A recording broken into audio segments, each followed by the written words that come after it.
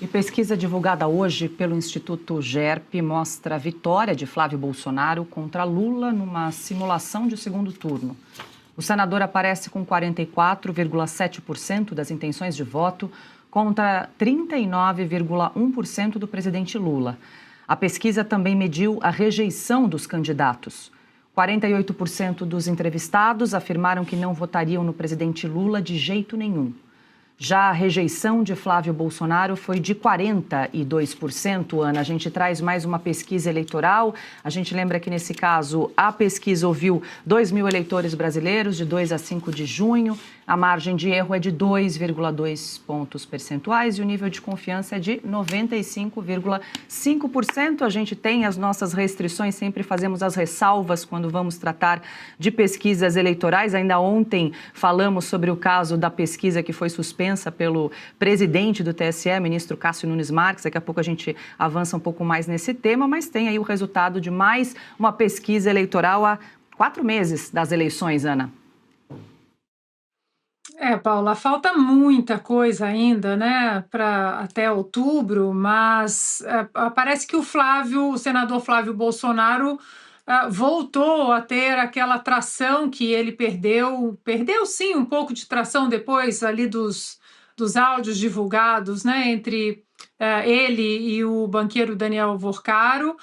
E ganhou essa atração novamente, né? O Lula, claro, não entrega absolutamente nada, ele continua num palanque, há 4 anos ele está num palanque, só fala bobagem, agora arrumou confusão de novo com os americanos, com Donald Trump, com os Estados Unidos.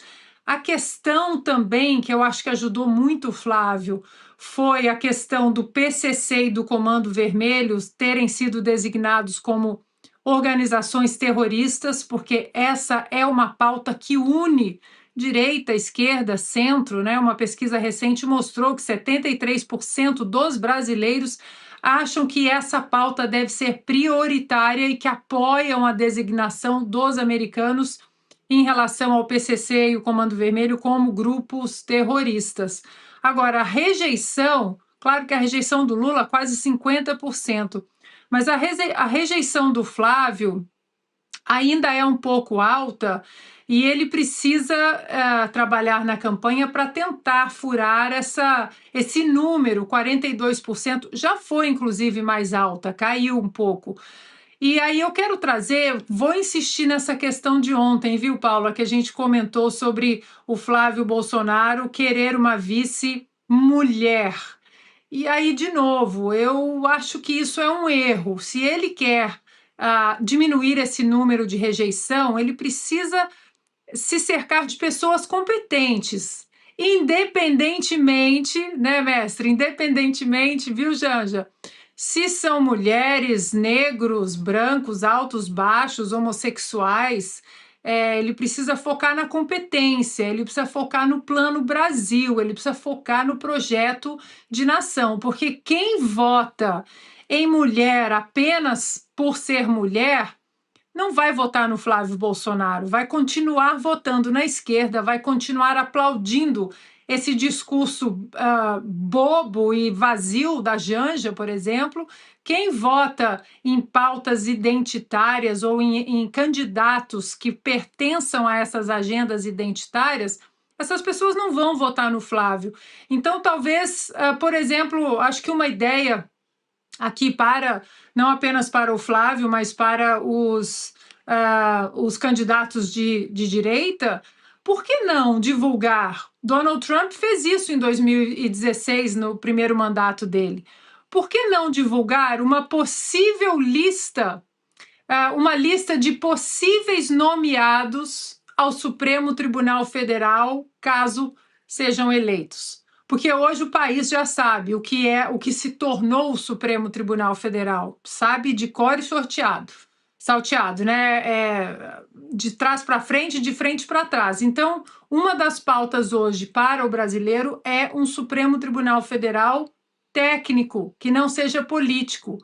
Quem sabe, divulgando uma lista, essa rejeição também não comece a cair. Diga, Olha, a Ana está me lembrando, me dando aqui uma boa ideia, né? A gente vai fazer isso aqui na Oeste, mas toda a imprensa devia promover debates entre candidatos ao Senado. Eles têm que se manifestar sobre esses temas. A eleição para o Senado nesse ano é a mais importante da história. Eles têm de se manifestar sobre assuntos que são atribuições, questões que são atribuições do Senado. Cabe ao Senado decidir. Tem que botar esses caras para debater. Bom, nós faremos isso aqui na Oeste, com certeza. Marcília, eu quero ouvi-lo também. Já vamos adentrar, porque hoje, logo mais às 19 horas, tem sessão marcada no TSE, justamente também para discutir a decisão liminar monocrática do ministro Cássio Nunes Marques, que suspendeu a veiculação, a publicação, o registro daquela campanha, daquela pesquisa de intenção de votos da Atla Intel, porque haveria ali uma suposta indução nas respostas dos participantes em relação àquele áudio de Flávio Bolsonaro com Daniel Vorcaro. Ele vai levar hoje a plenário, são 7 ministros no TSE. Eu vou até trazer aqui a atual composição do TSE, Marcília, o Cássio Nunes Marques, claro que é o presidente, o vice-presidente André Mendonça, ministro Dias Toffoli, então os 3 ministros do Supremo Tribunal Federal. Na sequência, Antônio Carlos Ferreira, que é o corregedor-geral, Ricardo Vilas Boas Cueva, Floriano Peixoto de Azevedo Marques e Estela Aranha, essa atual composição do TSE. E já aproveito até para trazer para a nossa audiência uma apuração do nosso repórter Christian Costa, que conversou reservadamente com alguns ministros do TSE, entendendo ali que a sondagem da opinião pública não pode se transformar em ringue político. E aí, claro, deixa eu trazer aqui mais uma aspa de um dos ministros ouvidos sob reserva pelo Christian Costa. Ele diz o seguinte: é um debate técnico sobre cumprimento das regras e a não interferência na disputa. É uma leitura, né, Marcília? Como é que o TSE vai decidir em relação a isso? Se vão referendar, confirmar a decisão de Cássio Nunes Marques ou se vão em sentido contrário? Isso pode dar um direcionamento de como o TSE vai conduzir a campanha eleitoral agora nos próximos meses. Olha, Paula, eu imagino, é uma expectativa mas eu imagino que os ministros vão manter a decisão do Nunes, porque é uma decisão técnica. Aliás, tem um dado na decisão do Nunes que vale a pena a gente lembrar, que é o seguinte: ele mostra que as últimas 17 pesquisas da própria Atlas Intel, nenhuma delas foi feita desse jeito. Nenhuma. E nenhuma apresentaram áudios ou qualquer coisa do gênero. Portanto, a informação não foi dada, a informação foi aferida. É isso que é uma pesquisa. Se você dá a informação e depois pergunta, enfim... É uma safadeza, né? Não é? Então, assim, nenhuma das 17 últimas pesquisas, isso a própria decisão traz, da própria Atlas, foi feita nesse molde em que essa sobre o Flávio foi feita. E outra, eu estava vendo até um ex-ministro do TSE dando uma declaração hoje e dizendo mais que isso. Ele falou: eu nunca vi um instituto fazer isso. Então, a gente está diante de um caso que é importante, que é grave e que deve hoje ter uma definição. A definição hoje que o colegiado vai dar ao que o Nunes Marques decidiu liminarmente é: ou vale tudo nas eleições, e se é para valer tudo, beleza. A gente já teve eleições em que assim foi. Eu me recordo nas últimas, acho que foi a eleição passada, anterior, enfim, que eles permitiram que houvesse paródia. Então podia pegar a música de alguém e botar uma outra letra em cima, mas não tinha um candidato que não tinha uma paródia de alguém. Era paródia o dia inteiro com paródia. Então tudo bem, se vale tudo em relação à pesquisa, ótimo, porque olha só, uma pesquisa que se transforma em propaganda é uma propaganda bem barata. Se eu puder vestir a minha propaganda, ou se eu conseguir rechear a minha propaganda de pesquisa, eu estou diante de uma publicidade que teve um custo pequeno. É isso? Então aí acabou pesquisa. Aí só tem propaganda daqui para frente. Então o colegiado hoje vai decidir isso. Vale tudo? Pesquisa e propaganda é a mesma coisa? Ou a gente vai riscar o chão e definir qual é o critério correto? Critério que, aliás, o Congresso deverá, adiante fazer melhor essa definição, deixar transparente. Vou fazer uma pergunta ao doutor Marcílio. Por favor. Ao nosso jurista. Então, uma pesquisa, ela tem que ser autorizada, né? Sim.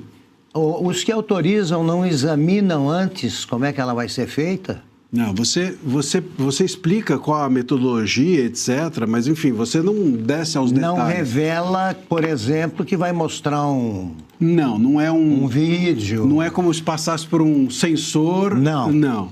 Aí é que tá. Deveria ser regulamentado isso aí. Eles precisam registrar o conteúdo do TSE. Então, com todas as perguntas, mas ao registrar todos os critérios. o conteúdo, você revela, por exemplo, que você vai exibir um material sobre um candidato? Isso ao que... Veja, aí vem a alegação deles de que eles não mostraram o conteúdo. Essa é a defesa da Atlas. Então, a gente mostrou só depois. Tá. Mas veja, só depois ou não, a natureza da tua pesquisa se perverte. Porque mostrando antes ou depois, tendo efeito na pesquisa ou não a demonstração do áudio, o fato é que você foi um promotor da informação e não alguém que aferiu se aquela informação. Cabo eleitoral. Não é? Coisa de cabo eleitoral. Cabo eleitoral. E aí que tá. Então hoje vamos definir se pode tudo ou se nós temos ou estamos diante de pesquisas que vão ter algum tipo de critério. E eu creio, Paula, que a gente, e Augusto, que o colegiado hoje tende a arriscar esse chão, porque se for um vale tudo nessas eleições, a gente pode estar diante de um terreno pantanoso. E eu também, no entanto, já vi um bastidor, né? Hoje saiu um bastidor de que os ministros do STF estariam preocupados com essa decisão do Nunes Marques e que, se essa decisão for desfavorável ou não for transparente, que esses ministros do STF, eram 4 ministros que estavam preocupados. Isso saiu num bastidor do Globo, da Megali, e ela dizia que essa preocupação com esses ministros era no sentido de que eles poderiam corrigir algum curso dos fatos que o Nunes Marques tocaria adiante. Veja, se a gente tiver hoje o colegiado riscando o chão, isso significar que uma ala que a gente sabe quem são esses 4, não é? A gente sabe quem são esses 4 aí do STF. Sim. Se essa banda podre do STF se dispuser a corrigir, entre aspas, o ministro Nunes Marques, então, meu caro, entrega a coroa para essa ala do STF e joga fora a Justiça Eleitoral. Então eu espero que a Justiça hoje risque o chão e que permitam que o Nunes Marques tenha independência dentro da Justiça Eleitoral. É o mínimo, né? A gente teve uma Justiça Eleitoral que tocou censura para cima de todo mundo em 22, que tirou o Twitter do ar em 24, não é?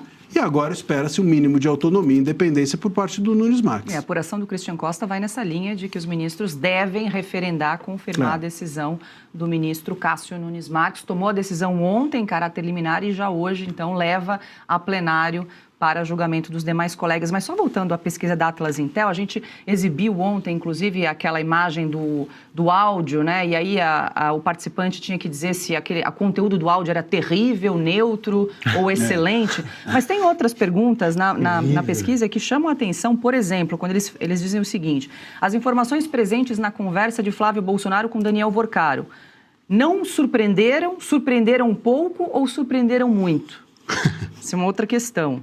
Depois eles perguntam para o participante: na sua opinião, esse vazamento representa evidências obtidas em uma investigação legítima sobre possíveis irregularidades, uma tentativa de prejudicar politicamente Flávio Bolsonaro, ambos por igual ou não sei? Ou seja, eles vão expandindo aí essa questão da percepção, né, da opinião pública em relação a esse áudio que foi divulgado entre Flávio Bolsonaro e Daniel Vorcaro. A Atlas Intel emitiu a nota ontem. Se você transportar esses caras para um palanque dizendo a mesmíssima coisa em voz alta, você vai ter o quê? Um pesquisador ou um cabo eleitoral do candidato? Exatamente. Só isso.